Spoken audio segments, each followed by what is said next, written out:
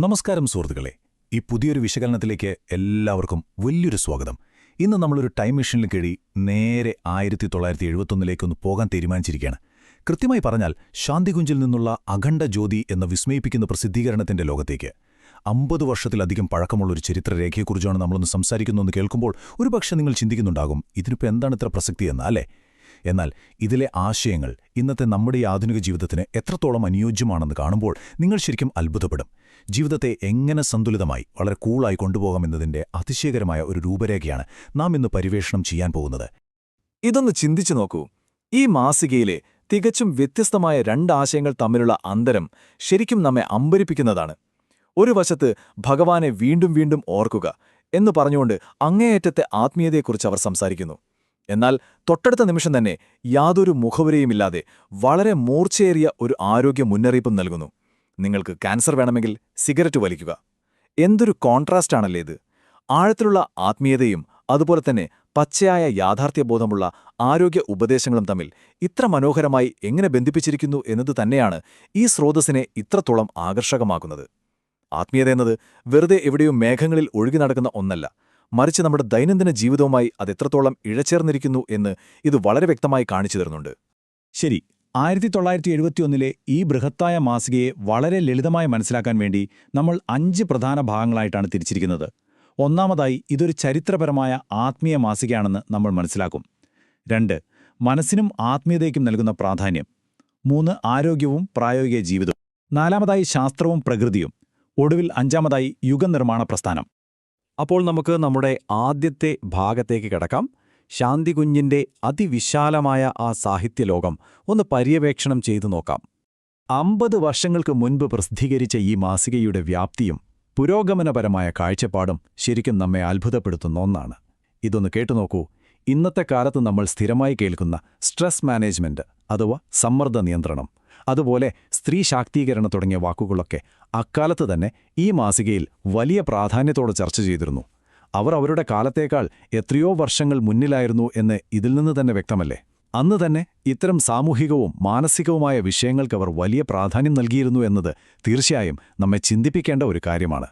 പിന്നെ ഏറ്റവും രസകരമായ കാര്യം എന്താണെന്നോ, ഈ മാസിക ശാസ്ത്രത്തെയും ആത്മീയതയും വേർതിരിച്ചല്ല കണ്ടത്, മറിച്ച് ശാസ്ത്രവും ആത്മീയതയും ഒത്തുചേരുന്ന സയൻസ് ആൻഡ് സ്പിരിച്വാലിറ്റി, അതുപോലെ നമ്മുടെ ദൈനംദിന ജീവിതം മെച്ചപ്പെടുത്താനുള്ള ലൈഫ് മാനേജ്മെന്റ് തുടങ്ങിയ വിഷയങ്ങളാണ് ഇതിൽ ഉൾപ്പെടുത്തിയിരിക്കുന്നത്.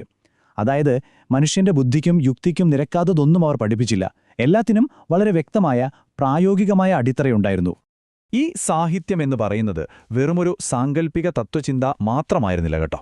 വ്യക്തിത്വ വികസനം അഥവാ പേഴ്സണാലിറ്റി ഡെവലപ്മെന്റ്, കുടുംബ ബന്ധങ്ങൾ എന്നിവയിലൂടെ ഓരോ വ്യക്തിക്കും അവരുടെ വളർച്ചയ്ക്ക് ആവശ്യമായ വ്യക്തമായ ടൂളുകൾ അവർ നൽകി.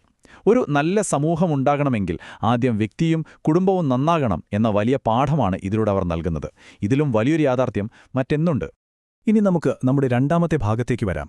മനുഷ്യന്റെ കഴിവിന്റെ ആന്തരിക തലങ്ങളിലേക്കുള്ള ഒരു യാത്രയാണിത്. മനസ്സിനും ആത്മീയതയ്ക്കും അവർ എന്ത് പ്രാധാന്യമാണ് നൽകിയത് എന്ന് നോക്കാം. നമ്മുടെ ഉള്ളിലെ അതിരുകളില്ലാത്ത കഴിവുകളെ കണ്ടെത്താനും അവയെ ഉപയോഗപ്പെടുത്താനും അഖണ്ഡജ്യോതി മാസിക എങ്ങനെ സഹായിച്ചു എന്നാണ് നാം പ്രധാനമായും ഇതിൽ പരിശോധിക്കുന്നത്. സ്വപ്നങ്ങളെ ദൃശ്യവും അദൃശ്യവുമായ ലോകങ്ങൾക്കിടയിലുള്ള ഒരു പ്രവേശന കവാടമായാണ് അവർ കണക്കാക്കുന്നത്. അതുപോലെ നമ്മുടെ ഏകാഗ്രത വർദ്ധിപ്പിക്കാനായി ത്രാടകം പോലെയുള്ള തീവ്രമായ മാനസിക പരിശീലനങ്ങളെക്കുറിച്ചും ഇതിൽ പറയുന്നുണ്ട്. സ്വയം കീഴടക്കുക അഥവാ സ്വന്തം മനസ്സിനെ നിയന്ത്രിക്കുക എന്നതാണ് ഒരു മനുഷ്യനെ സംബന്ധിച്ച ഏറ്റവും വലിയ വിജയമെന്നവർ ഓർമ്മിപ്പിക്കുന്നു. മനസ്സിനെ എത്ര വലിയൊരു ആയുധമായാണ് അവർ കണ്ടിരുന്നതെന്ന് ഇപ്പോൾ മനസ്സിലായില്ലേ? എനിക്ക് വ്യക്തിപരമായി വളരെ ഇഷ്ടപ്പെട്ട ഇതിലെ വളരെ മനോഹരമായ ഒരു വാചകം നോക്കാം. അവരുടെ ആത്മീയ പഠനങ്ങളുടെ വൈകാരികമായ അടിത്തറ എത്ര വലുതാണെന്ന് ഇത് വ്യക്തമാക്കുന്നു. വെറും കർശനമായ നിയമങ്ങൾ മാത്രമല്ല, അനുകമ്പയും സ്നേഹവുമാണ് ഈശ്വരനിലേക്കുള്ള വഴിയെന്ന് ഈ വാചകം പറയുന്നു.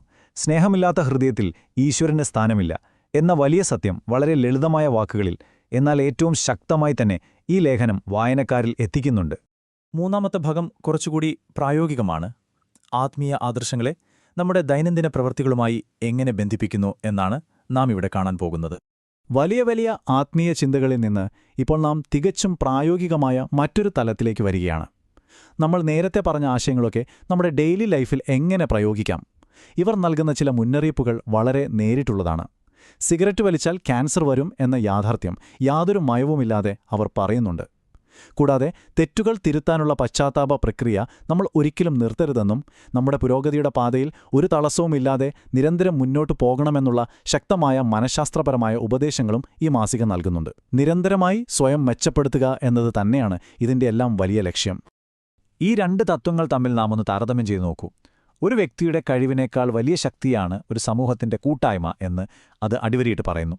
അതുപോലെ മനുഷ്യരോട് മാത്രമല്ല കേട്ടോ, ലോകത്തുള്ള എല്ലാ ജീവികളോടും വളരെ കരുണയോടെ പെരുമാറണമെന്നും ഓർമ്മിപ്പിക്കുന്നു. വ്യക്തിപരമായ നേട്ടങ്ങൾക്കപ്പുറം സാമൂഹിക ധാർമ്മികതയ്ക്കും കൂട്ടായ്മയ്ക്കും ജീവകാരുണ്യത്തിനും അന്നത്തെ കാലത്ത് തന്നെ അവർ നൽകിയിരുന്ന വലിയ പ്രാധാന്യം നമുക്കിവിടെ വളരെ വ്യക്തമായി കാണാൻ സാധിക്കും. ഇനി നാലാമത്തെ ഭാഗം, ശാസ്ത്രവും പ്രകൃതിയും. മനുഷ്യന്റെ അനുഭവങ്ങൾക്കപ്പുറമുള്ള ബോധത്തെ എങ്ങനെ മനസ്സിലാക്കാമെന്നാണ് ഇതിൽ പറയുന്നത്. 1971 ഈ ലക്കത്തിൽ ശാസ്ത്രവും പ്രകൃതിയും അങ്ങേയറ്റം കൗതുകകരമായി കൂടിച്ചേർന്ന് നമുക്ക് കാണാം. മനുഷ്യൻ എന്ന ഇടുങ്ങിയ ചിന്താഗതിയിൽ നിന്ന് മാറി ആത്മാവെന്ന സങ്കല്പത്തെ മനുഷ്യനിൽ മാത്രം ഒതുക്കാതെ ബഹിരാകാശം മുതൽ നമ്മുടെ ചുറ്റുമുള്ള മരങ്ങളിലും സസ്യങ്ങളിലും വരെ അത് വ്യാപിച്ചു കിടക്കുന്നു എന്ന വിസ്മയിപ്പിക്കുന്ന ആശയമാണ് ഈ ലേഖനങ്ങളിൽ ഉടനീളം കാണുന്നത്. അതുപോലെ മൃഗങ്ങളുടെ പ്രത്യേകതകളും അത്ഭുതങ്ങൾ നിറഞ്ഞ മനുഷ്യ ശരീരത്തിന്റെ അസാധാരണമായ ബയോളജിയുമെല്ലാം വളരെ വിശദമായതിൽ പ്രതിപാദിക്കുന്നുണ്ട്. സത്യത്തിൽ ഇതൊരു ശാസ്ത്രവിദ്യാർത്ഥിയുടെയും ആത്മീയ അന്വേഷിയുടെയും കണ്ണിലൂടെയുള്ള ഒരു ഗംഭീര പ്രപഞ്ച വീക്ഷണം തന്നെയാണ്. കൂട്ടുകാരെ, ഇതൊന്ന് ശ്രദ്ധിച്ചു കേൾക്കണം. ഈ ഒരൊറ്റ വാചകം മതത്തെക്കുറിച്ചുള്ള നമ്മുടെ പൊതുവെയുള്ള കാഴ്ചപ്പാടിനെ അപ്പാടെ മാറ്റുന്നതാണ്. മതം അല്ലെങ്കിൽ ആത്മീയത എന്നത് കണ്ണടച്ചുള്ള വെറുമൊരു അന്ധവിശ്വാസമല്ല, മറിച്ച് മനുഷ്യന്റെ ബുദ്ധിയുടെ ഏറ്റവും മികച്ചതും യുക്തിസഹവുമായ പ്രയോഗമാണെന്നാണ് അവർ പറയുന്നത്. വിവേകത്തോടെ ചിന്തിക്കുന്നവർക്ക് മാത്രമേ യഥാർത്ഥ ആത്മീയതയെ ഉൾക്കൊള്ളാൻ സാധിക്കൂ എന്നിത് അസന്ദിഗ്ധമായി വ്യക്തമാക്കുന്നു. ശരിക്കും ഒരു ഗംഭീര ചിന്തയല്ലേ ഇത്? അങ്ങനെ നമ്മൾ അവസാനത്തെയും അഞ്ചാമത്തെയും ഭാഗത്തെ എത്തി നിൽക്കുകയാണ്. യുഗനിർമ്മാണ പ്രസ്ഥാനം എന്തായിരുന്നു ശാന്തികുഞ്ചിന്റെ അതിവിശാലമായ ആ ലക്ഷ്യം? ഇത്രയും നേരം നമ്മൾ പറഞ്ഞ ഈ വ്യത്യസ്ത വിഷയങ്ങൾക്കെല്ലാം പിന്നിൽ ഏറ്റവും വലിയൊരു ലക്ഷ്യമുണ്ടായിരുന്നു. ആ ലക്ഷ്യത്തിന്റെ പേരാണ് യുഗനിർമ്മാണ പ്രസ്ഥാനം. ഈ നിർവചനം വളരെ കൃത്യമാണ്. എന്താണ് യുഗനിർമ്മാണ യോജന? ഇന്ത്യയുടെ സമ്പന്നമായ പൈതൃകത്തിന്റെ അടിസ്ഥാനത്തിൽ ലോകത്തൊരു ധാർമ്മികവും ആത്മീയവുമായ ഉണർവ് കൊണ്ടുവരാനുള്ള വലിയൊരു ആഗോള പ്രസ്ഥാനമാണിത്. അക്ഷരാർത്ഥത്തിൽ പറഞ്ഞാൽ നശിച്ചുകൊണ്ടിരിക്കുന്ന പഴയ യുഗത്തെ മാറ്റിമറിച്ച് ധർമ്മത്തിൽ അധിഷ്ഠിതമായ തികച്ചും പുതിയൊരു യുഗം കെട്ടിപ്പടുക്കുക എന്നതാണ് ശാന്തികുഞ്ചിന്റെ ഈ വലിയ മിഷൻ. അവരുടെ ആത്മവിശ്വാസം എത്രത്തോളമായിരുന്നു എന്ന് നോക്കൂ. ഇതൊരു വളരെ ധീരമായ പ്രഖ്യാപനമായിരുന്നു. സത്യയുഗം വരാനിരിക്കുന്നതേ ഉള്ളൂ എന്നല്ല, മറിച്ച് സംവത് 1981 തന്നെ സത്യയുഗത്തിന്റെ ഉദയം സംഭവിച്ചു കഴിഞ്ഞു എന്നാണ് ഈ ലേഖനത്തിന്റെ തലക്കെട്ട് പറയുന്നത്. സത്യത്തിന്റെയും ആത്മീയ ഉണർവിന്റെയും ഒരു പുതിയ യുഗം ആരംഭിച്ചു കഴിഞ്ഞു എന്ന അവരുടെ വലിയ ശുഭാപ്തി വിശ്വാസവും മാറ്റമുടൻ സംഭവിക്കുമെന്ന ഉറപ്പുമാണ് ഈ വാക്കുകളിൽ തെളിഞ്ഞു നിൽക്കുന്നത്. പക്ഷേ ഇതൊരു വലിയ സ്വപ്നം മാത്രമായിരുന്നില്ല. ഈ മാറ്റം കൊണ്ടുവരുന്നതിനായി വളരെ പ്രായോഗികമായ നടപടികൾ അവർ സ്വീകരിച്ചു. വലിയ ജോലികളെ ചെറിയ ഭാഗങ്ങളായി തിരിച്ച് എല്ലാവർക്കും കൃത്യമായി ഉത്തരവാദിത്തങ്ങൾ നൽകി. അതുപോലെ കൂടെയുള്ള കുടുംബാംഗങ്ങളുടെ പ്രതികരണങ്ങളും അഭിപ്രായങ്ങളും ചോദിച്ചറിഞ്ഞ് തികച്ചുമൊരു യഥാർത്ഥ കൂട്ടായ്മയിലൂടെയാണ് അവർ ഈ പ്രസ്ഥാനത്തെ മുന്നോട്ട് നയിച്ചത്. ശരിക്കും പറഞ്ഞാൽ ഒരു ഉത്തമ ടീം വർക്ക്. മായാവർമ്മ എഴുതിയ ഈ കവിതയുടെ തലക്കെട്ട് തന്നെ നമ്മുടെ ഉള്ളിലൊരു വലിയ തീപ്പൊരിയിടുന്നതാണ്. വെറുമൊരു വായനയിലുപരി സ്വന്തം ഉള്ളിലും അതുപോലെ പുറത്തുമുള്ള ലോകത്ത് മാറ്റത്തിന്റെ അല്ലെങ്കിൽ വലിയൊരു വിപ്ലവത്തിന്റെ തീപ്പന്തം കൊളുത്താനാണ് ഈ മാസിക ഓരോ വായനക്കാരനോടും ആഹ്വാനം ചെയ്തത്. ആശയങ്ങൾ വെറുതെ മനസ്സിലിരുന്നാൽ പോരാ, അത് പ്രവൃത്തിപഥത്തിൽ കൊണ്ടുവരാനുള്ള ശക്തമായൊരു ഉത്തേജനമാണിത്. ശരി, നമ്മൾ ഈ ഒരു വിശകലനം ഇവിടെ അവസാനിപ്പിക്കുമ്പോൾ 1971 ഈ അറിവുകൾ നിങ്ങളോട് ചോദിക്കുന്ന ഒരേ ഒരു ചോദ്യമിതാണ്: ഇന്ന് നിങ്ങളുടെ സ്വന്തം ജീവിതത്തിൽ മാറ്റത്തിന്റെ വിപ്ലവത്തിന്റെ ആ തീപ്പന്തം കൊളുത്താൻ നിങ്ങൾ തയ്യാറാണോ? അന്ന് അവർ വിഭാവനം ചെയ്ത ആ സന്തുലിതമായ ജീവിതം ഇന്ന് നിങ്ങൾക്ക് സ്വന്തമാക്കാൻ കഴിയുമോ? ഇതിനെക്കുറിച്ചൊന്ന് ആഴത്തിൽ ചിന്തിച്ചു നോക്കൂ. ഈ പുതിയ ആശയങ്ങൾ പര്യവേക്ഷണം ചെയ്യാൻ നിങ്ങൾക്കെല്ലാവർക്കും സാധിക്കട്ടെയെന്ന് ഞാൻ ആത്മാർത്ഥമായി ആശംസിക്കുന്നു. ഇത്രയും നേരം എന്നോടൊപ്പം ചേർന്നതിന് വലിയ നന്ദി. വാസ്തവത്തിൽ ഈ യാത്ര ഇവിടെ അവസാനിക്കുന്നില്ല. ഇതൊരു പുതിയ തുടക്കമാണ്. നമുക്ക് വീണ്ടും കാണാം.